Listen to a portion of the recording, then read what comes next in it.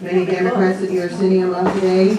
And we're here to welcome each other and celebrate each other and hear from two of our people who are going to be running in the primary. So, first I'd like to go over a thank you note that came to me because my brother is well organized. My brother is well organized. That is very hard for me to say, given the looks of his bedroom upstairs.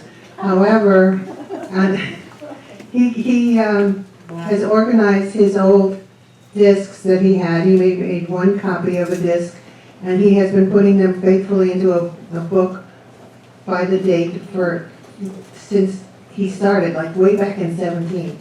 And I got this thank you note because somebody asked me for a copy of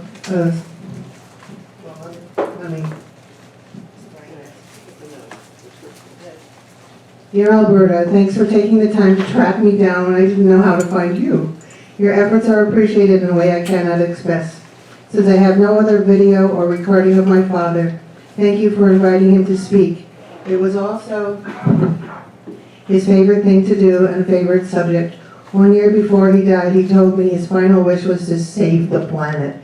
He spoke to us about buses and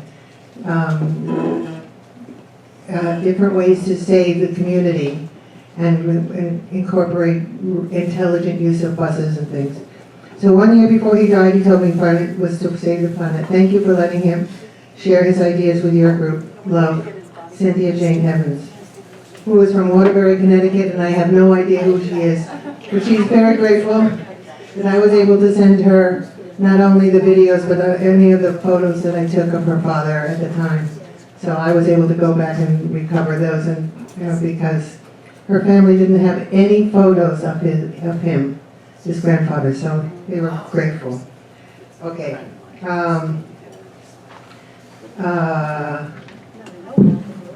On your desk, there's a paper that says participate. Did any of you go and actually get your sample ballots? And you have filled, at least 2 of you have. 3, 4, printed it out online. Now, I will tell you a secret, and I can't do it to the group, but if you want to know who's actually endorsed, I will tell you at the end of the meeting. But the 2 people who we have here today are endorsed, and that's okay.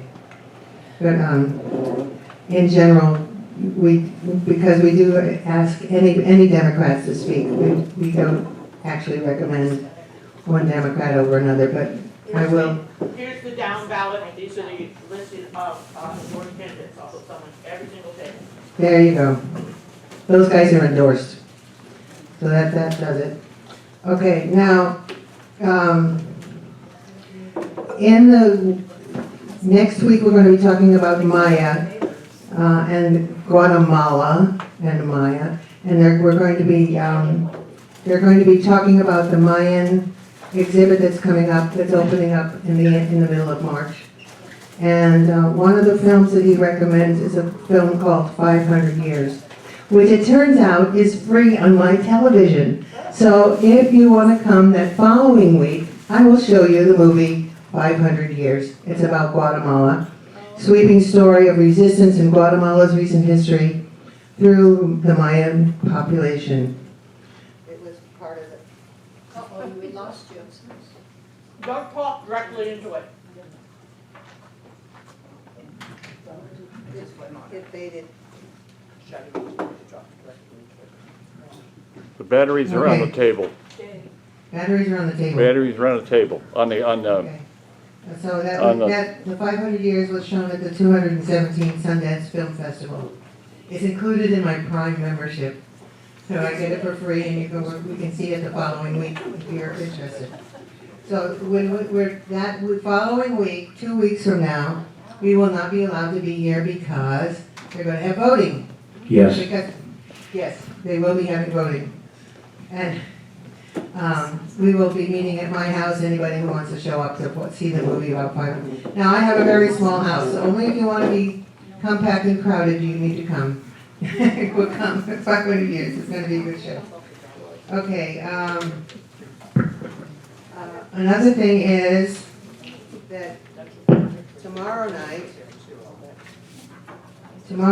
there's going to be this thing going on, which we have encouraged people to do. This is going to be tomorrow night, Wednesday, is it tomorrow night? No, next Wednesday, a week from Wednesday. March 11th from 8 to 10. And these guys that we have had here and played for us so successfully, these are really good guys. Remember the Queen City Balladeers. And they have made themselves into the Democracy Band. And they're performing on behalf of the Democrats. So if you want to come to the Muse.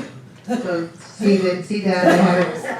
At the Muse It Cafe says at it's the on the corner of website. Montana and Harrison. It's on the table, Muse Cafe, corner of Montana and Harrison. In Westwood.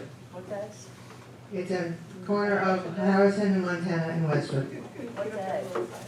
It'll be March 11th. It's on your page, it's on your paper. I especially got it for you. Okay, so there's that one. Oh.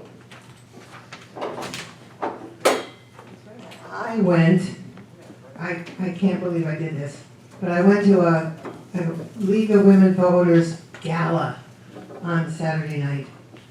It's my way to contribute money to the organization. I think they do some good stuff, especially when they give me so many pens that I give out at the naturalization ceremonies. But there, I saw all these people. I go to kind of hide out. I really do. But people kept on coming up to me and saying, "Hi, Alberta. Hi, Alberta." And I'm going, "Hi. Hi. Hello. It's nice to see you." Anyway, one of the people who came up to me was Brian Gary, and he wants us to go tomorrow, just tomorrow. 12:30 at the Plum Street steps of City Hall, 801 Plum Street. It's to ban plastic bags in Cincinnati. So I almost brought a bag of my plastic bags, but I thought that would really be kind of gross. But it has all of my plastic bags from my dog food and from I'm recycling all of that stuff and I'm sending it to Kroger's. But it still, as I was going through my plastics this week, I was thinking how awful it is that I'm here contributing to all the plastics that's going on. And so I'm going to be there tomorrow at Plum Street at the City Hall press conference, 12:30, Wednesday, March 4th. There's flyers on the table back there. Yeah, and there's one on the table in front of you somewhere. There was a, or maybe not. Anyway, tomorrow, 12:30. So that's going to be a good thing. Brian Gary. Is he having a press conference? There it is. Yeah, there we go. There are official people today. Our Peter Rose is not here today, so they are substituting for that incredible position that he has, being our newsletter person. So they're trying to get all the stuff. Okay, so now we're ready for other announcements. Are we ready? Susan? Carol. Okay, so Sister Judy from Venice Online, who does our lunches, left these raffle tickets, and it's for money. They're doing a drawing starting Friday, every day in March, for $1,000 and then $2,000, and I don't know how much the daily one is. If you would like to buy one, they are $20, 3 for $50. But if anybody wants to go in with me on some, I'll have them right here. Okay, thank you. There we go. Now Susan. Tonight at Urban Artifact, there's a couple of groups. Bold New Democracy is the main, because that's where they hang out, are having a conversation circle with Gabe Davis and Fanon Rucker. And there were a number of people here, I think, that went to the Nikki and Kate, and it was very informative and it's worth going. It's 6:30 for order drinks and pizza. The actual circle starts at 7. It goes to about 8:30, and it's upstairs in the Urban Artifact. That should be really good. Because Rucker's very well spoken, and Gabe is well, I'm prejudiced, but he's from Yale, so I was a resident fellow there for 3 years, and so I have a little piece of my heart. Go ahead. Saturday, March 7th from 11 to 1, there's an event called Speaking Truth to Power, put on by the Cincinnati Educational Justice Coalition.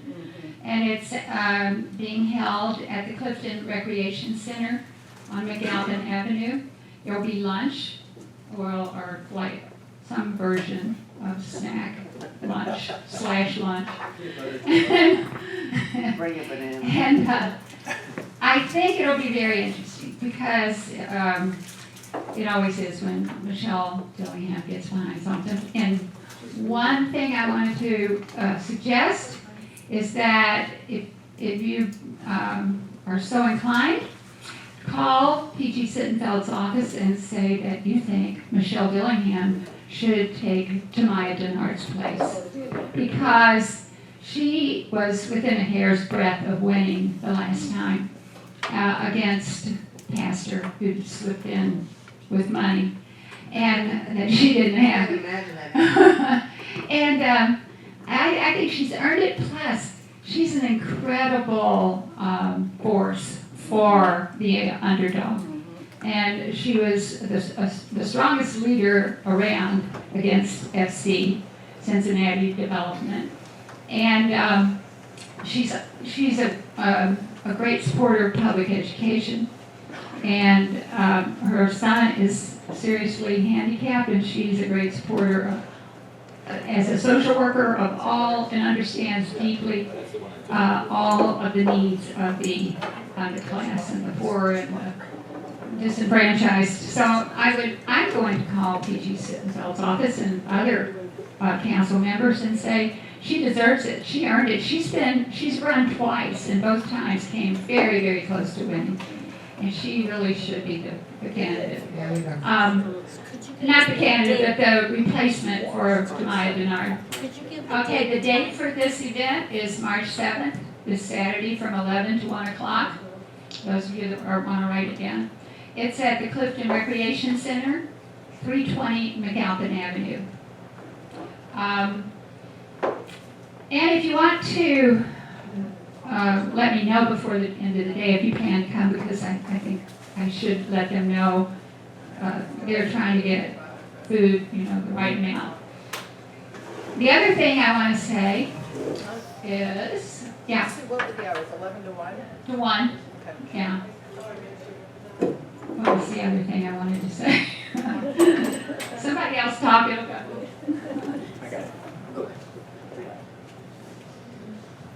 I have a deal for you over here. We have raffle tickets for Tracy Hunter. You have, you could have a chance to win 30 times next month. They're $10. So I hope you'll think about helping Tracy pay her obnoxious court costs. How much did the court cost up to? $35,000. $35,000. I just want to say a word about Tamaya Denard. You, as of yesterday at least, you could still reach her if you wish to by email. Just put her name in. And I can't. She's in some kind of serious trouble. Has been for a while, as I understand it. I don't have any much knowledge myself.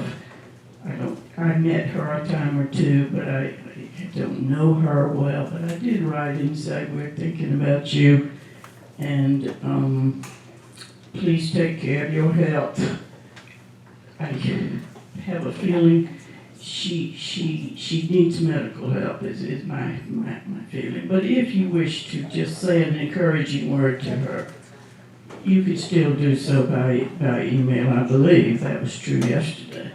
Now that she's resigned, I don't know whether that council email is still good. But for me, this looks like a sting operation. A bunch of Republicans didn't want her around, in my opinion. Can't imagine that happening. She had problems, it appears, that which she hadn't had. Money problems and all, know nothing about it. But anyway, all these guys jumping on her. Come on.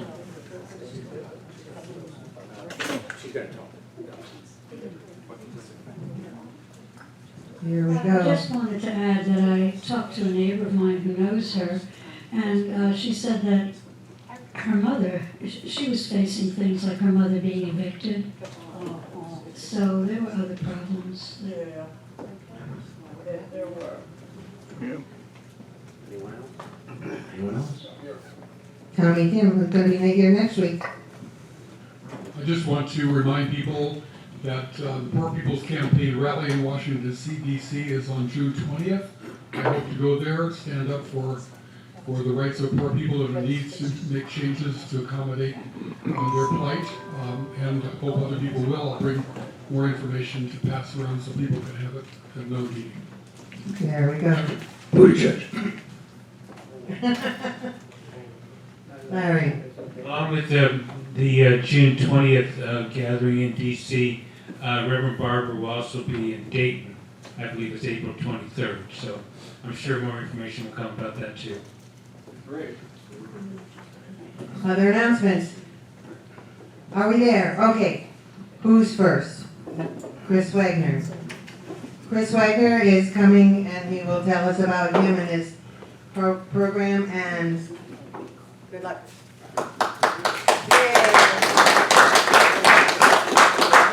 Thanks very much. Good afternoon, Democrats. Thanks for the opportunity to speak. My name is Chris Wagner. I'm running for Common Pleas Court this year, 2020, and asking your vote for not only the primary, but also in November. And I just want to give an opportunity to talk a little bit about my background, why I'm qualified for the position, as well as what I'd like to do if I were to be elected. So I graduated from the University of Cincinnati, couldn't get into Yale, but I tried anyways. Actually I graduated from UC Law School. I got a chance to clerk with Judge Anne-Marie Tracy, one of the few Democrats down here. And I learned a lot. It was a great experience. She's a wonderful judge, a wonderful mentor. And it was when I was in that courtroom that I sort of changed my whole career aspirations. Prior to that, I just wanted to be a lawyer, do transactional work, would have been content to do. But once I was in that courtroom and understood how a courthouse operates, and I got the bug. Trial work is very thrilling and it's very rewarding. So I decided I was going to be a prosecutor. As you remember, Judge Tracy didn't have a lot of pull with the Hamilton County Prosecutor's Office, needless to say. But I can tell you that when I married the Democratic chairman's daughter, that really took me right out of it. I don't even think I got a rejection letter, to be honest with you. But I was not going to be deterred, so I started applying all across Ohio to fulfill my dream, be a county prosecutor. And I got on in Cuyahoga County up in lovely Cleveland, and it is the busiest courthouse in Ohio. They have 34 judges. And needless to say, they have one of the highest attrition rates, so lucky me, I got a job. I was able to work with some great defense attorneys, prosecutors, police officers, and judges, and I learned a lot. And I worked my way up from a general felony prosecutor to what's called a major trial prosecutor, where I was first chair in capital murder cases and rape cases. And while I was there, I got cross-designated as a special assistant U.S. attorney up there and did gang interdiction projects up in Cleveland. Using that experience, there was a change in the winds here in Ohio, and I got an opportunity to come back home. Came back to Cincinnati, and I ran the Ohio Attorney General's office for 9 years down here in Cincinnati, for both Republican and Democrat. So that was my day job, but for my legal work, I was a special prosecutor. So I was helping the elected prosecutors in counties throughout Ohio when they either presented with a conflict, or they didn't have the requisite experience, or just wanted additional help. We're used to having a big county operation here in Hamilton County, but I can tell you, there's 88 counties in Ohio, and it's much different depending on where you go. And I went to prosecute cases in 11 different counties here, ended up getting cross-designated with the Southern District of Ohio and prosecuted cases. And in my experience, as I said, I was first chair in murder cases, did gang interdiction cases, I did charitable fraud cases. I prosecuted a sitting judge in Ohio. I prosecuted a sitting prosecutor in Ohio. I investigated 2 Catholic universities in the state for not properly reporting sexual abuse allegations to local law enforcement. And this is you're gonna find it funny, but I investigated voter fraud in Ohio and a Republican attorney general, and well, we didn't find any. How about that? Oh, what's But that? that's what we did, right? So we went ahead and looked. So I did a lot of experience like that, but I also did some civil work, and I have a lot of civil connections here on that side in Ohio. In April, I'm going to be sworn in as the next president of the Cincinnati Bar Association. But when I was with the Attorney General's office, I represented UC a lot. UC is a big organization, has a lot of legal needs, and I did a lot of work for them. And I also represented the Ohio State Racing Commission. I was in charge of horse racing for a very brief period of time in Ohio. So I guess that if you can bust people for selling drugs, you can bust people for putting horses up. That's right. It was eye-opening to say the least how that works. But I got the experience, and so I'm actually running for Judge Pat Foley's Common Pleas seats in the General Division. Pat Foley has to retire due to his age by Ohio law, so it's an open seat. There's a contested primary on the Republican side, so I don't know who I'm going to be up against, but we'll see soon enough. But it's important, and I've worked in a lot of different courthouses, federal and state, and all across Ohio, and a lot of the poorer Appalachian counties. Courts operate. They're not necessarily the most efficient, they're not necessarily the most transparent, but they can strive to be that. But what's important is I want you to know that I have the experience to run a good courtroom. I know the rules of evidence. I have a lot of trial experience. I tried over 100 cases. So, I know how to run that aspect. But this county needs more. The General Division is made up of 16 judges. So to get a rule change or to get an order out on how we practice law and how we have programs out of the third branch of government here, you need the votes of 9 judges. It's like a board of trustees. Wow. That's how it operates. So there's always a lot of talk about justice reform and actually just the reform of the legal process. There's a lot of rules. There's a lot of ways to go ahead and increase efficiency and to save taxpayer money, but you need the support of 9 judges. So I'm really hoping that after this election I can find 9 reform-minded judges so we can go ahead and start addressing things that need to be addressed, such as the line, if you've ever seen it, that sneaks out of the courthouse every day is an embarrassment to what that building's supposed to stand for. Where you have people who are civil defendants and civil plaintiffs, criminal defendants, jurors, witnesses, mingling about in the rain trying to get in the building because everything's set for 9 o'clock and apparently we can't find money for another scanner or get some more sheriff's deputies there. That is just actually in contra to what a house of law is supposed to be about. I've been prosecuting cases for 20 years. And I should add that I'm now working for AFTAB, so I understand how this building sort of operates, if that's what you want to call it. There is this revolving door when it comes to criminal prosecutions. People that are prosecuted often had other priors, all right? And it has been for decades when the state of Ohio and the federal government seem to walk away from mental health treatment as a responsibility of government. And substance abuse treatment has been lacking in the state for a long time. It has fallen to law enforcement and to the judiciary to keep dealing with this problem. Police officers do great work and they risk their lives, but they are not social workers. But now they're expected to be. And the court needs to provide these services to the individuals, whether they come in on a very narrow drug charge or whether they come in for aggravated robbery. And the reason I would say that is we need to stop the cycle of bringing new victims into court by just ignoring problems. This is the decades-old problem. And if you've ever had to do what I had to do, which is put a child up on the stand to testify in court about what happened to them and point to the person who did it with a bunch of strangers staring at them, you don't ever want to do that again. So you need to break the cycle. Working with AFTAB, I discovered that there is, what to my mind, something that is very egregious, is that a long-standing policy in the state of Ohio, the United States, goes back that if you have been convicted of a crime, you served your time, you served your punishment, you're entitled to an expungement or having it sealed. People apply for it all the time. Every day people are applying for this. Well, you know, everyone talks about the joys of the internet. Well, no one's taking this stuff off the internet. All right? And, you know, call me a traditionalist. When a judge puts an order down, people need to obey the order. About 2 weeks ago, I was at a bail bond reform presentation, and I met a guy here in Hamilton County who was charged with a crime, had to serve, I think, 6 months waiting for his day in court before his alibi checked out and the prosecutor dropped the charges. But he was booked on an aggravated robbery charge, or actually, I'm sorry, felonious assault with a gun. All right. He gave me his number, and I said, well, did you get it sealed?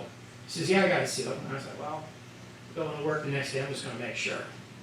I was having trouble making sure that, you know, I couldn't find it, which is a good thing. I'm supposed to find it, right?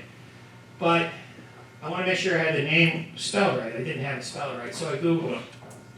And this wonderful website came up, rapsheets.com with a Z, so you know it's a classy joint, right? And there's his mugshot.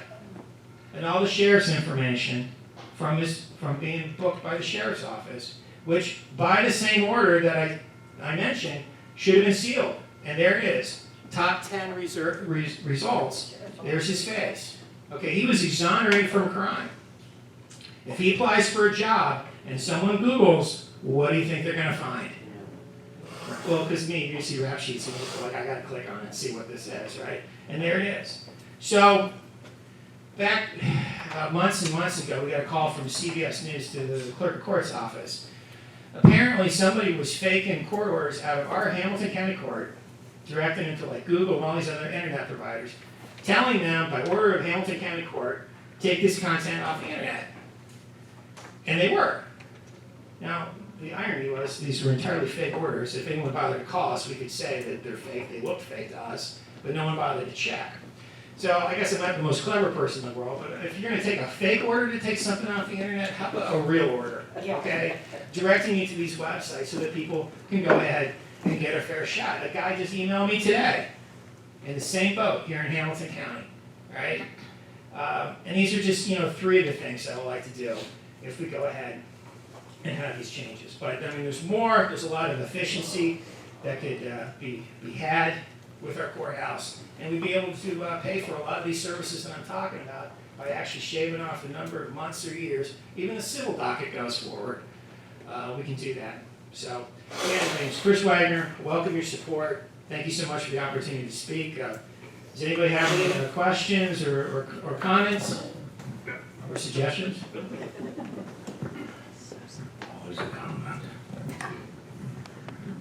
I'm Susan Amy, and I did court watch for the League of Women Voters, and one of the things that I noticed was that people were exonerated or that things were dropped.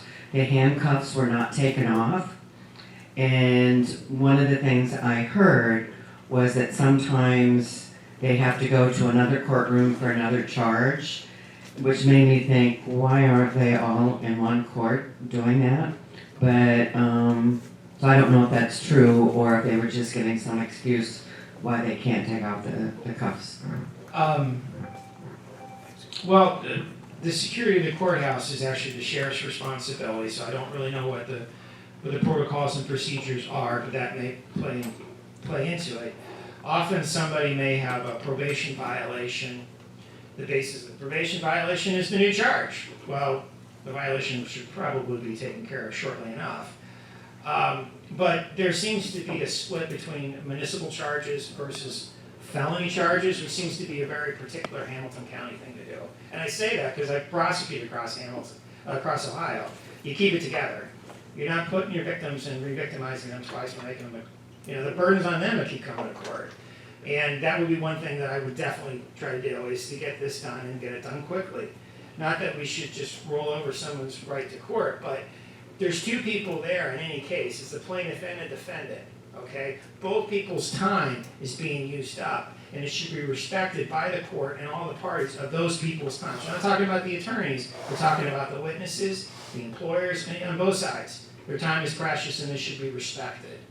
and then that person right there. If there's another issue, it should be expeditiously taken so they can walk out that door. And, you know, I've talked to Charmaine McGuffey enough times, and it's $70 a day to have that one person in there. And in and of itself, it doesn't sound much to our budget, but it adds up. You start shaving days off of people throughout the year, and you have thousands of dollars of savings that you can go ahead and stabilize people coming out of that jail. You know, it'd be better for everybody. Anyone else?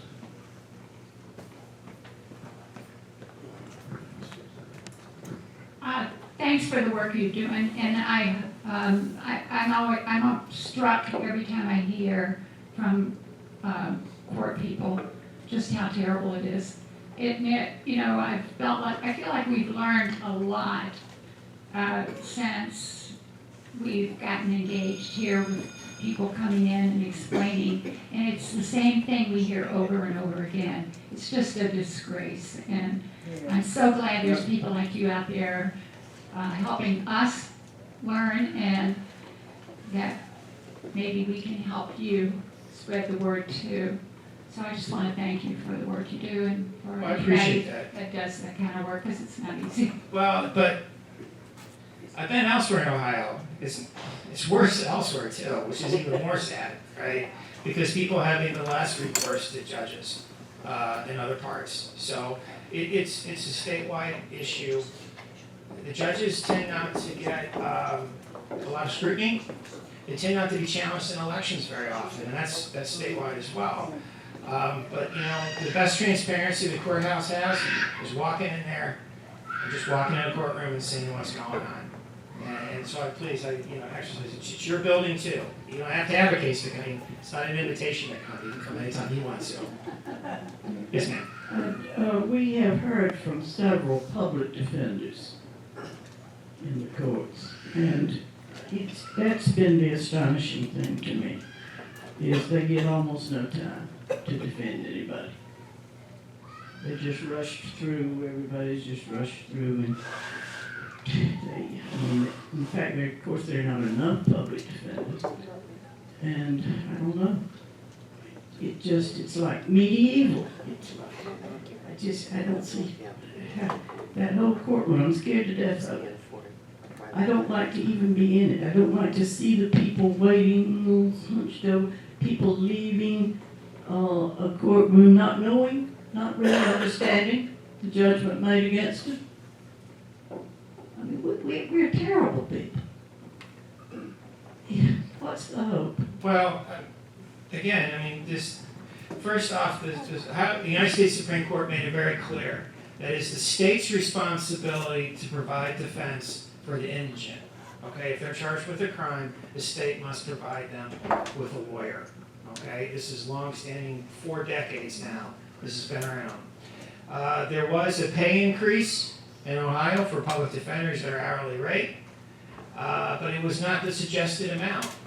Okay, I think it's $50 an hour now in Hamilton County and Cuyahoga County, but it's getting up there. I mean, but let me tell you what, you go elsewhere, when you go out in the rural counties where you have public defenders who spend most of their day in a car.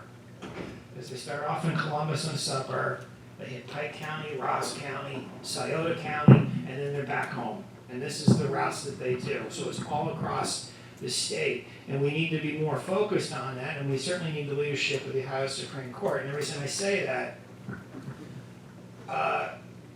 I told you that the 9 judges will write the rules to how that courthouse operates. Well, the 7 justices of the Ohio Supreme Court writes the rules for how law is practiced in the state of Ohio.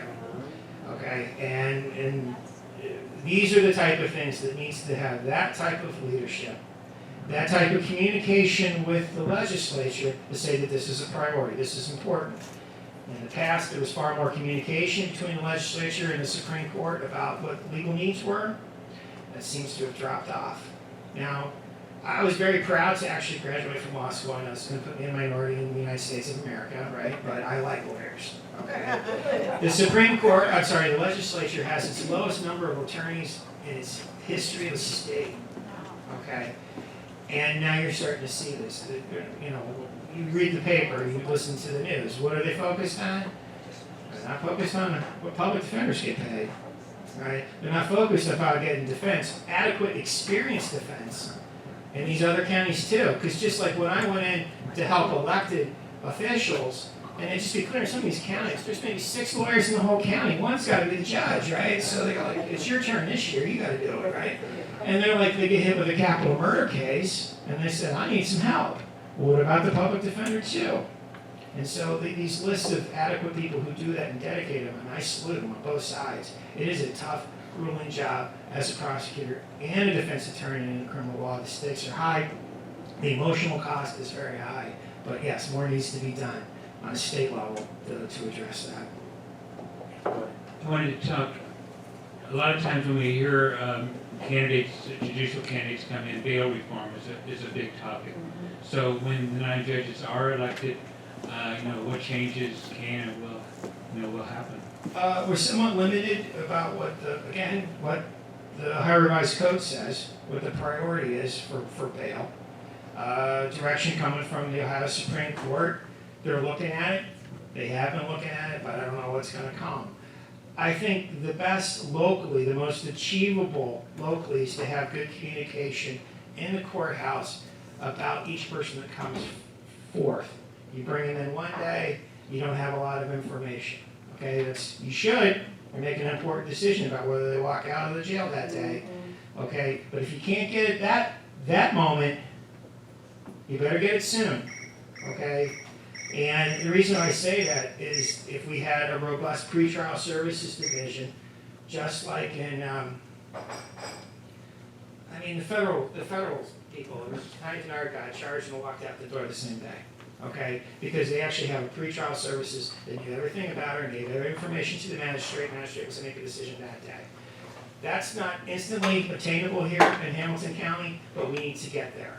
So the judge can make a proper decision about whether a person is a flight risk or whether or not a person is a threat or a harm. Okay, things come in quick, and maybe you don't know the answer then, but you need to revisit it. And I've talked to Charmaine McGuffey a lot, and I think the sheriff's office is an amazing resource. If they're in jail, they got eyes on them 24/7. Tell me, is they really a threat? I'll go ahead and revisit the bail that day. Okay, maybe it's not the sweeping changes that really are needed statewide, but we can get them out of there. I want the sheriff to tell me, these are how many people here, and I don't think you need half of them because they're responding to the programs we got and they're responding well. But then again, you also can't throw them out if they don't have a home, or somebody's going to go out and instantly start selling them drugs as soon as they get out at 4 a.m. That's the other thing they need to do. So you need cooperation with all these different vendors that we use for the courts, with the sheriff, and with the court and their employees. Thank you. All right. Thanks so much. I appreciate it.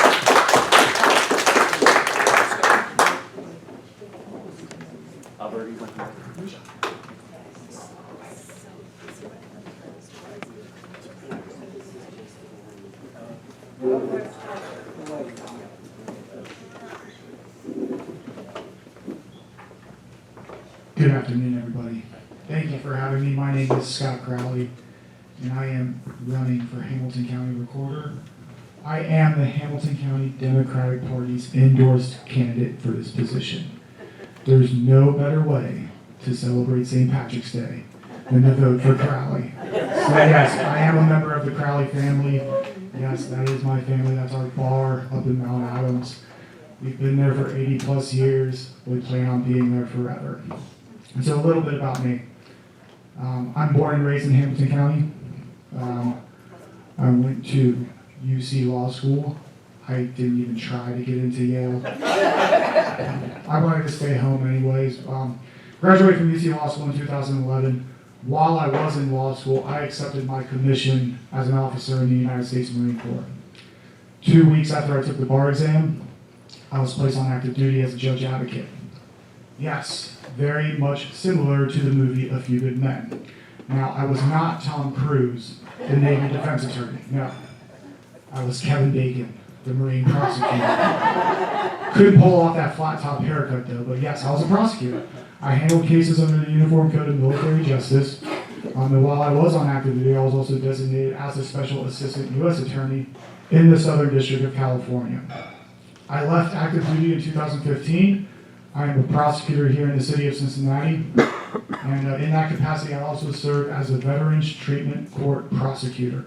Veterans Treatment Court is a court specifically designed for veterans that find themselves in the criminal justice system as a result of their addiction or post-traumatic stress that they now have as a result of experiencing combat.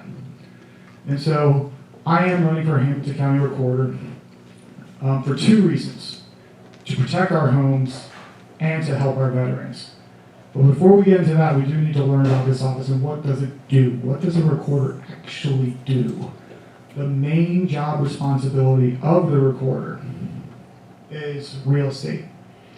That's where your deeds are kept and protected. That's where your mortgages are kept and protected. It's essentially safeguarding and organizing all real estate documents in a logical manner.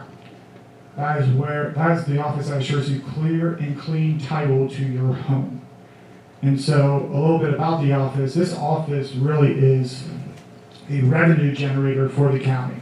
The projected numbers for revenue for 2020 is going to be $2.9 million. The expenses are $1.2 million.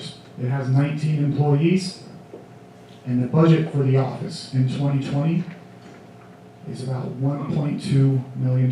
This is a slight increase from last year. It is up around $72,000, and that increase is due to salary and adjustments and operating expenses. Now, within the past 10 years, this office has seen a reduction. There used to be 32 employees, so like I said, it now has 20. And the budget has seen a significant reduction, about 35%. So we need a Marine prosecutor, and you're going to hear this throughout my presentation. We need a Marine prosecutor in there because Marines are taught to do more with less. So that's why I feel like I'm the best person for this job. The recording fees for this office did go through an increase this past fall. The state legislature did pass a law to where the fees increased, and that will bring in an additional $300,000 to the county. And I support that, and we're going to why. This office also has the new responsibility in 2016, where the Ohio legislature now permits recorders to issue the county-wide Veterans ID card. And there's a reason for this. The recorder's office is responsible. It's essentially a repository for all your important documents, like your deeds and your mortgages. Another thing this office offers is for military veterans to record their discharge paperwork, their DD-214s. So when it comes to a veteran coming into that office, not only can they file their DD-214, but they can get their county-wide veteran ID card while they go there. Now, why am I running for recorder? I'm running for recorder because we need a Marine prosecutor in this position to protect our homes and to help our veterans. Now, with regards to protecting our homes, like I said, that's where our deeds are and our mortgages are. Well, lately, criminals have been using this office to steal homes. And what they do is they file fraudulent deeds at the recorder's office, essentially transferring the property. We actually did see this in 2017. A mortgage fraud ring was operating in Hamilton County. This ring operated for over 2 years, stole over $1 million worth of residential and commercial property undetected. The reason why they were eventually caught was because one of the 6 members was actually having his own little side ID fraud business as well. Right. And so what happened was in 2018, a lot of the other recorders' offices responded. And they responded by implementing fraud alert systems. And the way these fraud alert systems work is that you, the resident, can then register your home at the recorder's office to then receive notifications if anybody tries to file anything on your property. And in 2018, Montgomery County instituted this, Butler, Claremont, Warren, they all put these systems in place. We did not. And in 2019, it happened again here in Hamilton County, where a criminal couple stole over $600,000 worth of property on Hamilton Avenue. One of the victims reported that it cost over $11,000 just to get their home back. And so we need a Marine prosecutor in this position, someone that's familiar with the criminal justice system, to implement this fraud alert system so that we can protect our homes. And then in addition to that, what we're seeing in terms of stealing homes is we also need to implement a list where at the recorder's office where we know who all the notaries are that are not doing their jobs appropriately. Because that's how they're essentially stealing these homes, is they get a deed, they type it up, they get a notary to notarize it, and then they file it at the recorder's office. Another thing that we can do in terms of a prosecutor, so at the courthouse we have individuals there where their main defense is, I am a sovereign citizen. And I don't know if anybody has heard of this before, but sovereign citizens often come into this courthouse, and I deal with them all the time as a prosecutor, where they feel like the laws just do not apply to them. And so, the criminal couple that actually stole the property on Hamilton Avenue, they claim to be sovereign citizens. I actually did see them at the courthouse quite frequently dealing with traffic tickets. And so what other county recorders are doing is they're coordinating with the courthouse to maintain a list of anybody that claims this defense in court of being a sovereign citizen. And that's what happened. They feel like the laws don't apply to them, and that criminal couple did file false deeds at the recorder's office stealing property. And so that's another thing that we can do and work on to prevent this from happening. Now, another reason why I'm running, the Veterans ID card can be a huge resource. You know, I'm the prosecutor at the Veterans Treatment Court, and we are dealing with veterans that essentially have hit the rock bottom in terms of dealing with their addiction and their post-traumatic stress. They're building their lives back together. And the whole point of this Veterans ID card is so that recorders can collaborate with the business community to help veterans. What a lot of counties are doing is they're having businesses recognize it for merchant discounts. And what we can work on is for the veterans that are getting their lives back together, leaving inpatient treatment. You know, I see this on a first-hand basis. They need clothes for job interviews. And after they leave inpatient treatment, they get their apartment, they need furniture for that apartment. And so what we can do is we can collaborate with these businesses and actually maintain a list. We don't even have a list right now at the recorder's office. And I don't know if anybody knows what the incumbent is, Norbert Nagel. So you can see that we need to be more proactive with these new issues that are coming down from the recorder's office. This Veterans ID card is new. We don't have a list, and we don't even have an online registration for businesses to take part in this program. We need to change that. In terms of upgrading the technology, we do need to upgrade the technology and make it more focused on customer service. If you go to the website is severely outdated. And another thing that we need to work on is making remote access much easier. We need to digitize all of the information so that everybody can be able to do a title search. That's another thing that we do need to focus on. So the one other thing I want to talk about, the costs. They did go up this last fall.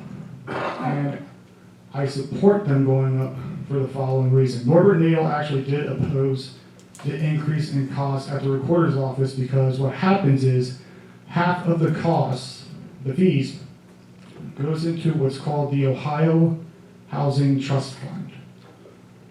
That fund is for affordable housing. Norbert Nagel was against putting any more money into the affordable housing fund. And so when we think about that, it helps people of lower family incomes. It helps people with disabilities. And as a prosecutor, it does another thing too, where it does help women that are trying to leave abusive relationships, help them escape that. So I absolutely supported the increase of that fund because it goes to affordable housing. And so my name is Scott Crowley. I am running for county recorder. I hope you guys have a better idea of what this office does. I hope that you can consider me for your vote. I want to protect our homes. I want to help our veterans. And like I said, there's no better way to celebrate St. Patrick's Day than to vote for Crowley. And so I'll turn it over to any questions, concerns, or suggestions if anybody has anything. Scott, right? Close enough. British officer. It's the same passport. We seem to have in Hamilton County semi-derelict properties, things that seem to sit, the rain falls on them, the sun falls on them, but it appears that, no one, inhabits them or uses them, Is a general policy that as long as taxes are paid, it doesn't really matter, what happens to these things? Or, is there some public good, in examining, whether unused properties could, essentially, using, state or local funds, be turned into affordable housing? So with regards to your question, yes, in terms of, and what we're doing at the city of Cincinnati is there's actually a quality of life division that does focus on this in terms of like looking at properties and making sure that number one, the owner is actually upkeeping them, making sure that it's not falling apart, it's not deteriorating to the point to where it is a safety hazard. And then number two, they are also using those funds to where like if they don't even want to do that, there's a process in place to take care of that as well. So in terms of whether or not state and federal funds can be used for that, there are grants for that. Now in terms of the recorder's office, I'm responsible for recording the documents at that office to where, and in fact, there is discretionary power on whether or not to accept it, but that's the limit of the recorder's office. Once someone does bring in that deed and the transaction has been approved by the auditor's office and has been to the engineer, it goes to the recorder's office and then it is put into the books. So I hope that answers your question, but it's a good question. I'm still a little confused about how somebody can file a deed on a property that already has a deed in somebody else's name. Fraud. What How do happens? they do that? They forge the signatures essentially. So, and you can even pull up these deeds on the recorder's website. You can Google mortgage fraud. You can Google property fraud in Hamilton County. You can actually bring up the news articles that go over this mortgage fraud ring. And you can even go onto the recorder's website and find these deeds. And essentially what they do is they forge the signatures onto the deed, and then they find a notary that's willing to stamp without doing what they're supposed to do. A notary is supposed to see ID and is supposed to watch individuals sign on these deeds. That's not what's happening in terms of stealing the property. What's happening is people that are stealing the property, they just forge a signature, find a notary, ask for a stamp. So any deed that comes into you, any deed that comes in, it's just filed. There's no like, oh, let's check and see if there's already a deed there. I'm still confused. How can you the previous deed doesn't have to be. You're obviously not going to fraud. Turn it over to somebody else. Yeah, but okay, so they find a way to sign your signature. They sign as the seller and the buyer. As the seller. But they're forging the seller's signature. So they will find, we'll just use my home as an example. There is a deed at the recorder's office that says Scott Crowley, right? What they do then is they type up another deed, and it says Scott Crowley owns this property, but then they sign my signature. They forge my signature onto that document, and then they sign them as the buyer, and then they get it notarized, and then they go up to the auditor's office, they go up to the engineer's office, and then they go to the recorder's I'm office. just amazed that it's that easy. The notary process is what's really supposed to be keeping that from happening. And so that's the key here. Another thing that really should be, I'm surprised that if your house is taken from you by fraud, that you end up paying a bill like $11,000. Isn't that shocking? And so that's another thing that we do need to look into. So number one, the fraud alert system, what that will do is it will actually deter criminals from operating in Hamilton County.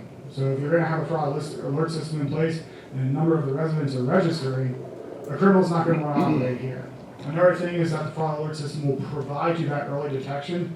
What we saw with these incidents in 2017 and 2019 is that no one knew for years.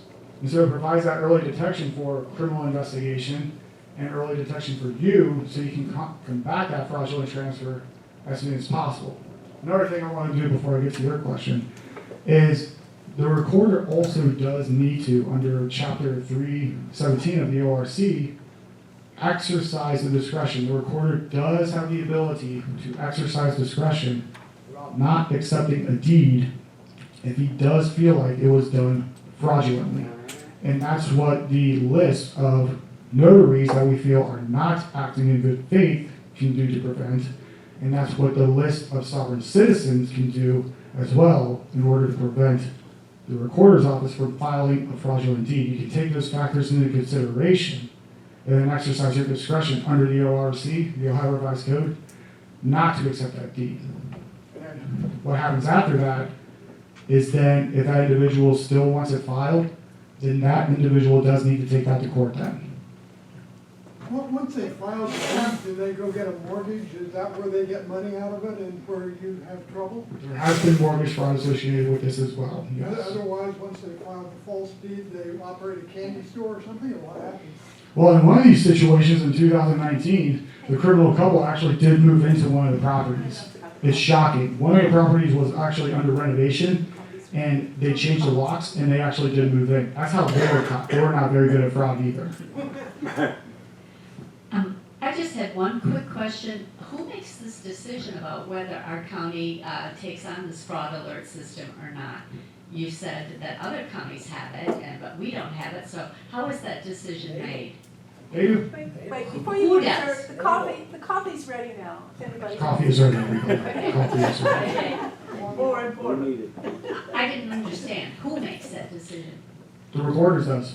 So what happens is, yeah. So Butler County instituted theirs in 2018, and there's a beautiful article on this, on how he instituted this program. Cost $0 of taxpayers' money to institute this, and it's free for all residents to apply for and register your property so that you receive notification if anybody is trying to file a fraudulent deed on your property. So The if recorders. elected, you would institute this? Day one, Thank yes. It should have been instituted in 2018. It really should have. I don't know why we don't have it. Why would somebody have to apply for it? Couldn't it just be a right? So, and that's another thing that we also want to look into as well. We need to coordinate with all real estate agents in the region to make sure that's part of the paperwork when you're buying a house, where there's actually a paper there that says, I elect to have this address registered under the fraud alert system.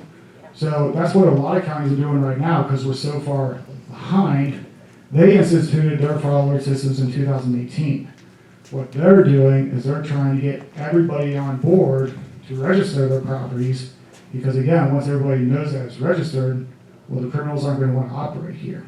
And so we do need to work on making sure once the transfer occurs, allow the buyer to then elect while they're recording the deed. We would like this property part of your fraud alert system. If it's proven that a notary has done something fraudulent, is there a process for removing that right for that? They face criminal charges. And who's responsible for that? The prosecutor. So in the 2019 instance, that notary did face criminal charges from the county prosecutor's office. So yes. Because the notary wasn't in on it. Well, yes. There is a charge specific to that though, and that's tampering with the document. So they did face a charge for that. They may not have done it, they didn't follow the right procedures on it that allowed them to be able to do it. This is classic about Republicans running the county.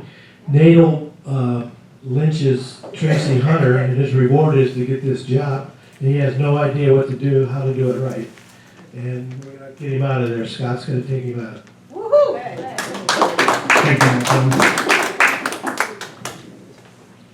Would you repeat what you said about the Homeless Coalition Housing Fund? Yes. So with regards to costs, they did just recently go up this past fall. And a reminder, the State House, the Republican State House did institute these new costs. And so with regards to the costs, right now it's $34 for the first 2 pages, and then $8 for each subsequent page. And half of that does go into the Ohio Housing Trust Fund, and that goes to affordable housing for the entire state. Oh, state. Okay. All right. If I might just remind people about the housing fund, there will be a levy on, let me see, on November, there'll be a levy for people to pass a levy, which will give a lot more money for the Coalition Affordable Housing Fund. And I mean, I'm going to Thursday to a training for people that are gonna pass the petitions around on March 17th, to let people know that this will be happening. That's me, I forget, I don't remember exactly, we're meeting on Taft Road, but anyway, so. Anyone else? Thank you so much for having me, everybody. Thank you. You've done it again. Yes. You've done it again. Thank you, Mae, very much for a wonderful talk. We really appreciate that. For next week, we have Tommy Tim. There he is up in front of Tommy. Oh. He's going to be here, and he's going to be telling us about Guatemala or Guatemala and the issues that are going there. And I will follow up the week after that with that movie, hopefully on 500 years. Great, very important. Well, and I get it free. I mean, I want you to know I got your information this week. I looked it up and I can't. Alberta, it's yours. I can do that. So that follows for that following week. It is an hour, it is a long movie, so an hour and 40 minutes. Okay, and then we have other things coming up. You want to tell us about anything else that we know that's coming up? Not right now. We do have the Catholic Charities coming up on April 4th or April 7th. And we look forward to seeing you again. Thank you so much for being here. Thank you for being a great audience again. You wonderful guys. Thank you for being here. Thanks.